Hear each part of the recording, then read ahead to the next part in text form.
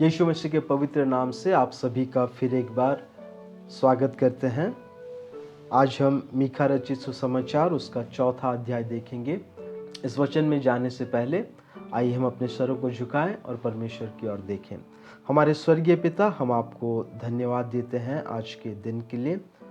हम प्रार्थना करते हैं पिता कि जब हम कुछ समय इस वचन पढ़ने में हम आगे बढ़ते हैं, इस वचन से हम मनन करते हैं, प्रार्थना करते हैं कि आज के दिन आप हमारी ज़िंदगी में, परिवार में और हमारे देश में आशीष बनिए पिता। धन्यवाद देते हैं कि आपने हमारी इस प्रार्थना को सुनी है। ये प्रार्थना हम यीशु मसीह के पवित्र नाम से मांगते हैं, आमीन। उम्मीद है आप सब ठीक हैं। खास करके इस कोविड के मौसम पे जिस तरीके से लॉकडाउन्स बढ़ रहे हैं, हमें पता नहीं कि हम कब से पहले जैसे हम मिल पाएँ, लेकिन दुआ हम सब यही कर रहे हैं कि हम इस परिस्थिति से जल्द ही जल्द हम बाहर आएँ और हम सब मिलके हम परमेश्वर की आराधना करें। हम सबका ये उम्मीद है कि हम एक ऐसे दुनिया में रहें जहाँ पे हमेशा शांति और समृद्धि हो, और ये शांति और समृद्धि के लिए हम सब लोगों ने सपना देखा होगा या हम सब इसके बारे में सोचते होंगे। और आज हम ये सवाल पूछना चाहेंगे कि क्या शांति और समृद्धि हमारी दुनिया में मुमकिन है, या सिर्फ ये एक उम्मीद है कि हम इस शांति और समृद्धि को देखेंगे। जब हम दुनिया की चारों ओर हम देखते हैं, हमें ऐसा लगता है कि कभी भी कोई शांति हमें नहीं मिलेगी। हमेशा एक देश दूसरे देश के साथ लड़ रहा है, एक शहर दूसरे शहर के साथ लड़ रहा है, एक इंसान दूसरे साथ के लड़ रहा है, और हमें ये शांति कभी भी हमें देखने को हमें नहीं मिल रही है। समृद्धि के बारे में हम देखें तो जो लोग अमीर हैं वो अमीर होते जा रहे हैं, और जो लोग गरीब हैं वो गरीब होते जा रहे हैं। और हम देख रहे हैं कि किसी भी तरीके से ये समृद्धि जो है वो चारों ओर हमें देखने को नहीं मिल रहा है। अगर हम शांति के बारे में बात करें तो कितना अच्छा होता कि एक इंसान और हर एक राष्ट्र जो है वो एक दूसरे के साथ शांति से रह सकते थे। कितना अच्छा होता कि हमें झगड़ा करने के बदले में या फिर युद्ध करने के बदले में इंसान जो है शांति से रह सकता था। कितना अच्छा होता कि एक देश दूसरे देश के साथ नहीं लड़ता।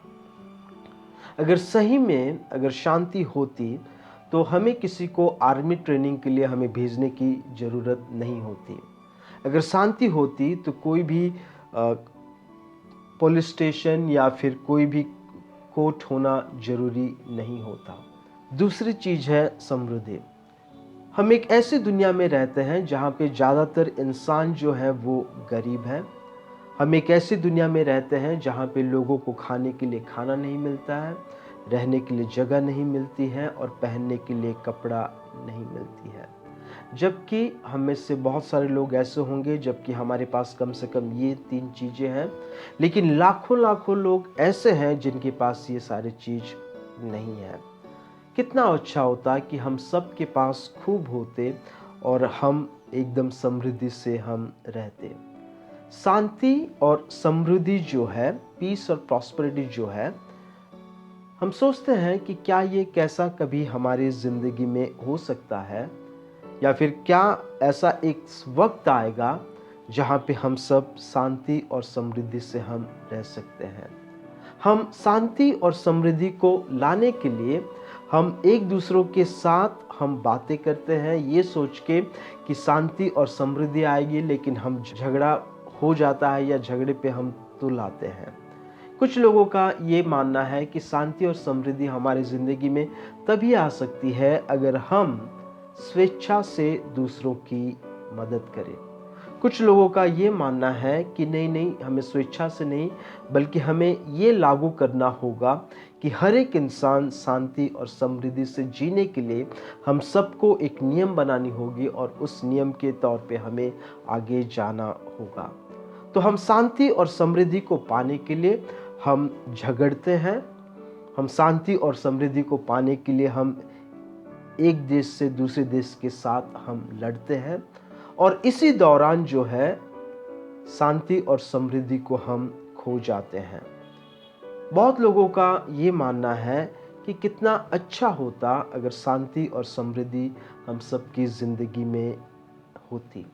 और बहुत लोगों का ये मानना है वर्तमान की परिस्थिति को देखकर कि शांति और समृद्धि जो है वो किसी की ज़िंदगी में नहीं हो सकती। लेकिन 700 साल पहले यीशु मसीह के आने के 700 साल पहले मीखा ने ये वादा किया कि एक ऐसी दुनिया होगी जहाँ पे पूरी शांति और समृद्धि होगी। मीखा ने तीसरे अध्याय में एक ऐसा दर्शन को देखा था जहाँ पे परमेश्वर जो है वो उनका राजधानी जो है, इज़राइल का जो राजधानी है उसे वो नाश कर रहे हैं।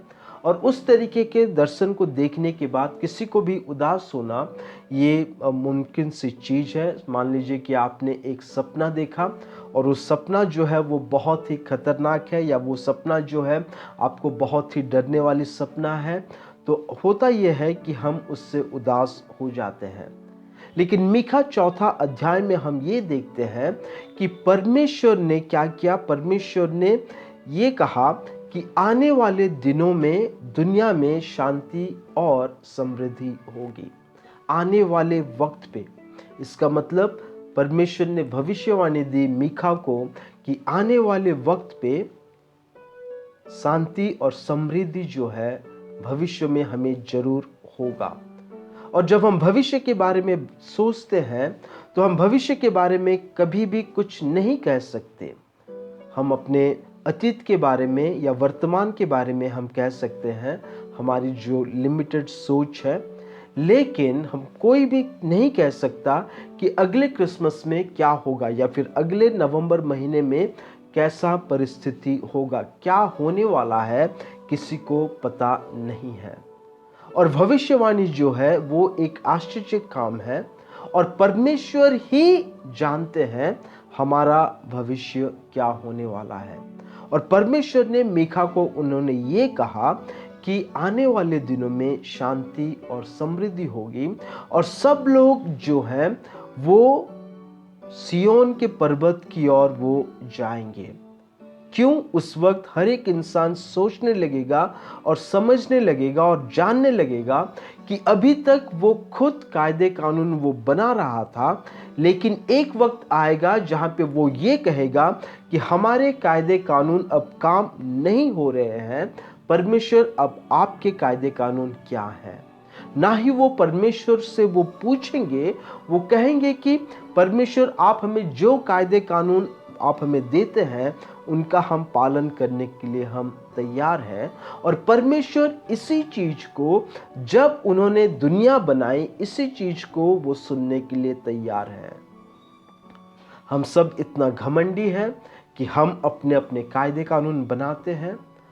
हम सब इतने घमंडी हैं कि हम अपने अपने कायदे कानून से चलते हैं और परमेश्वर के कायदे कानून को हम लेना नहीं चाहते, सुनना नहीं चाहते। और परमेश्वर ने जब इस दुनिया की सृष्टि की थी उस दिन से लेके आज तक वो इसका इंतजार कर रहे हैं ताकि लोग उन्हें कह पाए या लोग उनसे पूछे कि परमेश्वर अब हम हार चुके हैं, आप हमें अब बताइए कि हमें क्या करने की जरूरत है। और वचन हमसे ये कहता है कि जब हम परमेश्वर की बातों को सुनते हैं तब हमारी जिंदगी में शांति और समृद्धि मिलती है। कई लोगों का ये मानना है कि जब हम नेताओं को चुनते हैं वो हमारी जिंदगी में शांति और समृद्धि लाएंगे। कई लोगों का ये मानना है कि ज़्यादा नेता होने की ज़रूरत नहीं है, एक अगर नेता है तो वो उनके कहने पे हम सारी दुनिया में शांति और समृद्धि ला सकते हैं, जिसे हम डेमोक्रेसी और डिक्टेटरशिप कहते हैं। और वचन हमसे ये कहता है कि ना ही डेमोक्रेसी जो है परमेश्वर की ओर से है, ना ही डिक्टेटरशिप जो है वो परमेश्वर की ओर से है। अगर हमारी ज़िंदगी में शांति और समृद्धि चाहिए तो जब तक परमेश्वर हमें राज ना करे, जब तक परमेश्वर इस दुनिया को राज ना करे, तब तक हम सबकी ज़िंदगी में शांति और समृद्धि हमें देखने को कभी नहीं मिलेगी। क्यों? क्योंकि जब कभी भी कोई ना कोई इंसान जब कायदे कानून बनाएंगे, जरूर दूसरे लोग होंगे जो कि इस कायदे कानून का वो उसके विरुद्ध में वो खड़े होंगे। लेकिन वचन हमसे ये कहता है कि हमारे जिंदगी में शांति और समृद्धि जो है वो हमारे कायदे कानून बनाने से नहीं, ना ही हमारे डिस्कशन करने से नहीं, बल्कि परमेश्वर का वचन का पालन करने से इस दुनिया में जो है शांति और समृद्धि आएगी। इसका मतलब ये है कि परमेश्वर हमसे कहते हैं कि जब हम सिय्योन की पर्वत की ओर हम देखेंगे, जब हम यरूशलेम की ओर हम देखेंगे, तब हमारा सारे परेशानियां दूर होंगी और हमारी जिंदगी में शांति और समृद्धि हमारे जिंदगी में हम मिलेगी। अगर हम फर्स्ट वर्ल्ड वॉर या पहला युद्ध के बारे में हम देखते हैं तो हमें यह देखने को मिलता है कि कम से कम 1.3 मिलियन लोग जो हैं उन्होंने अपने आप को स्वेच्छा से उस युद्ध में लेके आए ताकि उनको शांति और समृद्धि हासिल हो सके। और पहले युद्ध से, फर्स्ट वर्ल्ड वॉर से हम दूसरे वर्ल्ड वॉर में जब हम देखते हैं तो ये सुलगता नहीं है, बल्कि ये वार जो है, ये झगड़ा जो है वो बढ़ते जा रहा है। और हम शांति और समृद्धि को पाने के लिए हम क्या कर रहे हैं? हम झगड़ रहे हैं। और हम झगड़ने के बाद भी हमारे देशों में, हमारे जिंदगी में, हमारे परिवारों में, हमारे समाज में शांति और समृद्धि हमें देखने को मिलता नहीं है।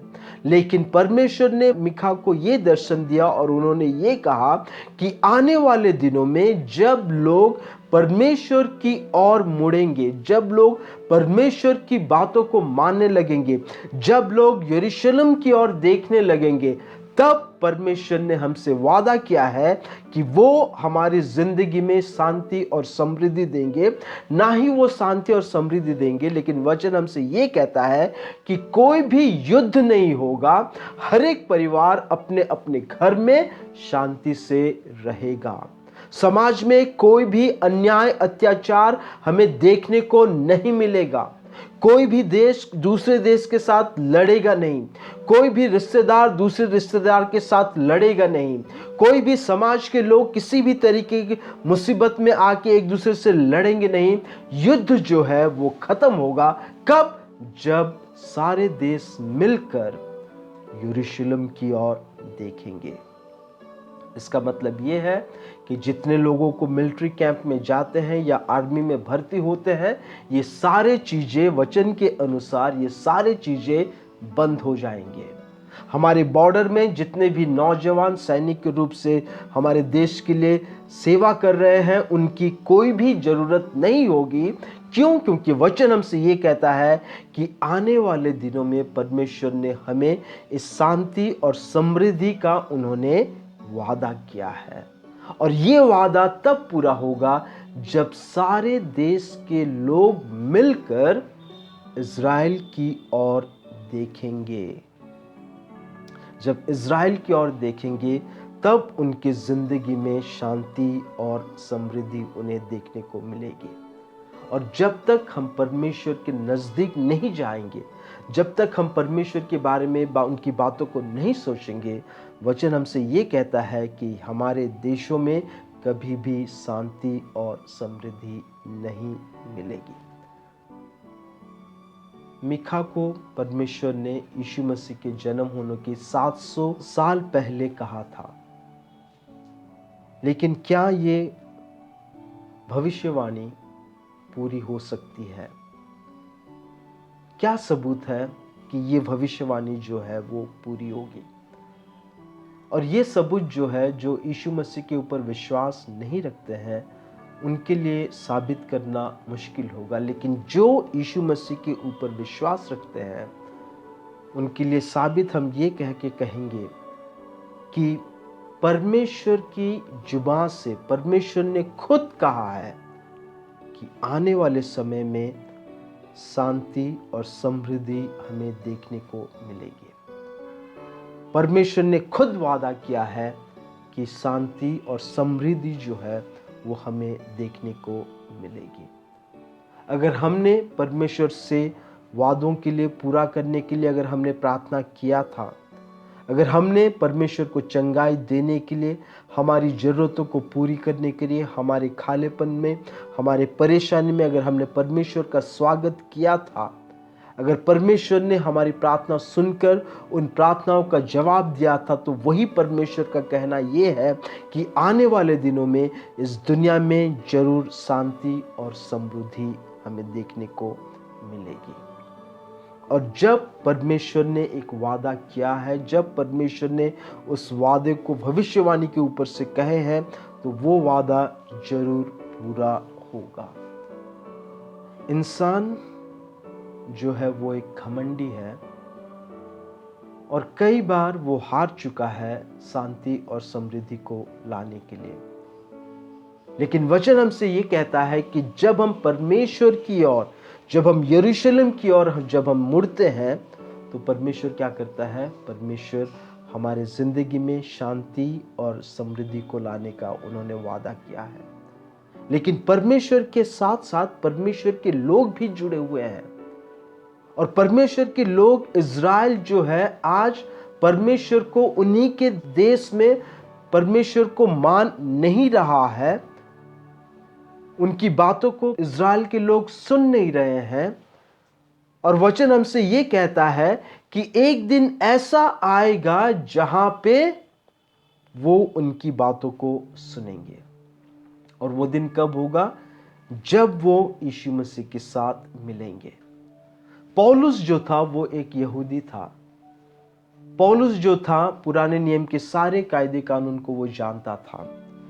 लेकिन जब वो दमस्कस के रास्ते में यीशु मसीह को मिला, जब उनकी मुलाकात यीशु मसीह के साथ हुई, उनकी जिंदगी बदली। और हम देखते हैं कि किस तरीके से उन्होंने यीशु मसीह के पीछे चलना, सुसमाचार प्रचार करना, कलीसियों को करना उन्होंने किया।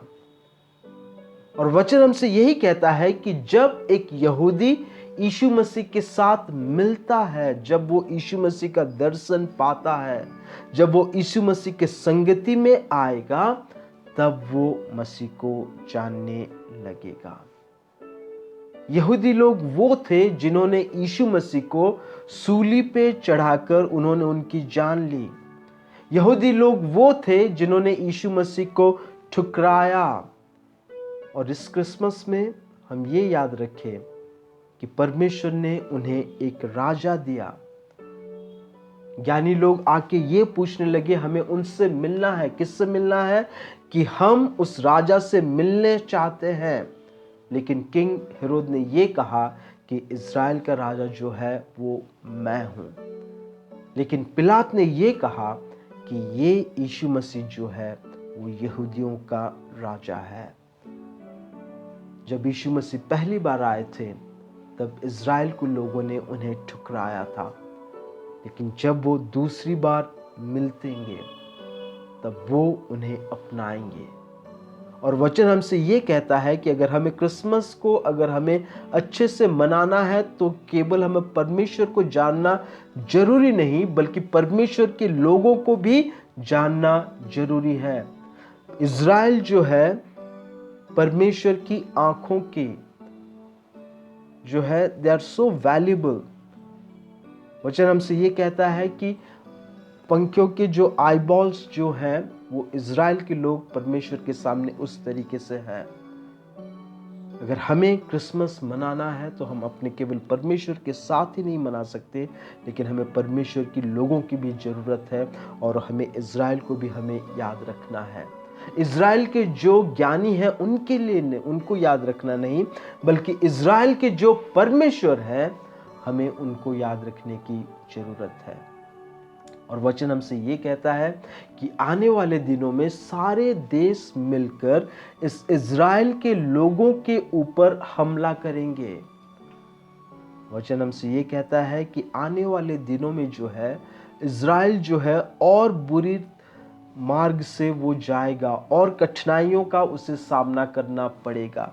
लेकिन परमेश्वर का वादा ये भी है कि परमेश्वर उन्हें उन सारे चीज़ों से वो उन्हें छुड़ाएंगे। चौथा अध्याय हमें शांति और समृद्धि की आशा देता है।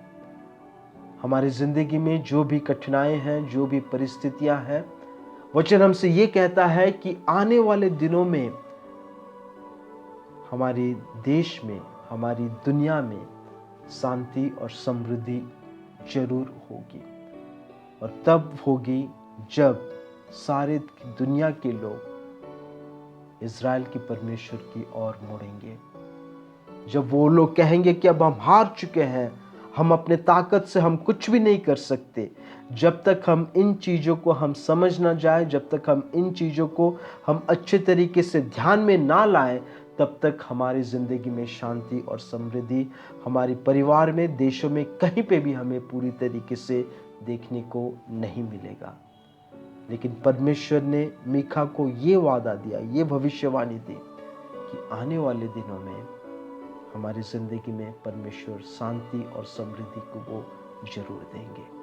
आइए हम परमेश्वर की ओर देखें। स्वर्गीय पिता, हम आपको धन्यवाद देते हैं। धन्यवाद देते हैं इस वचन के लिए जहाँ पे आपने हमें ये भरोसा दिलाया है कि हम जरूर उस शांति और समृद्धि को हम देखेंगे पिता। चाहे हमें अभी के लिए सूली उठाना पड़े, लेकिन हम दुआ करते हैं पिता कि आने वाले दिनों में हम आपकी ओर देखें। प्रार्थना करते हैं कि हमें इस दुनिया में गुजरने में, आपकी शांति और समृद्धि को समझने में आप हमें मदद करिए पिता। प्रार्थना करते हैं कि इस क्रिसमस में हम किसी और के साथ मिलके आपकी शांति और समृद्धि को हम बांटने पाए पिता। धन्यवाद देते हैं कि आपने हमारी इस प्रार्थना को सुनी है। ये प्रार्थना हम यीशु मसीह के पवित्र नाम से मांगते हैं, आमीन। सबको जय मसीह की। परमेश्वर आप सबको आशीष दे।